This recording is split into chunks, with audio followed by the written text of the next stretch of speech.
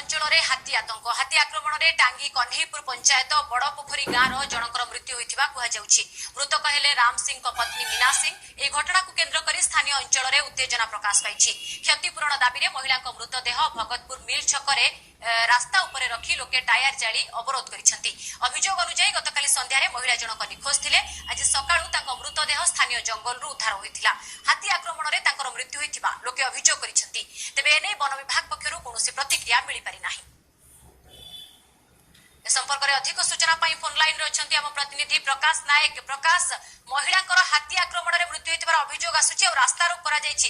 वर्तमान रास्ता रोक खटिलाणी ना नाही एवं निर्दिष्ट अभियोग कोन करूछंती, क्षतिपूरण कोन दाबी करूछंती?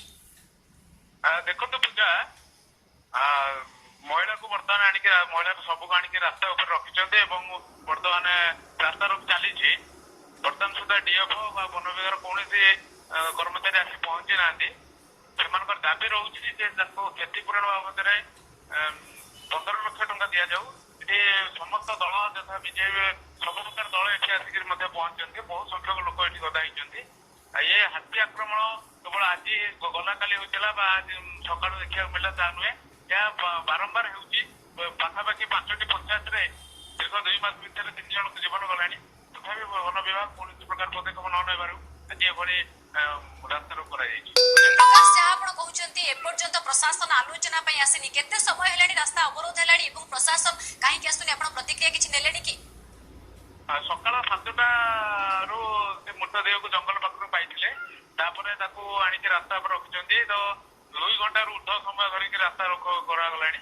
एटी टांगी पुलिस आसिक पहुंचंती शांति श्रृंखला रक्षा करने किंतु एपर्यंत वन विभाग कौन कर्मचारी आसीना। तो मो फोन जोगे कथा होते फरेस्टर कहते हैं आम बर्तमान जाऊँ सहित कथा बोलिक 2 घंटा होगा कि आसना।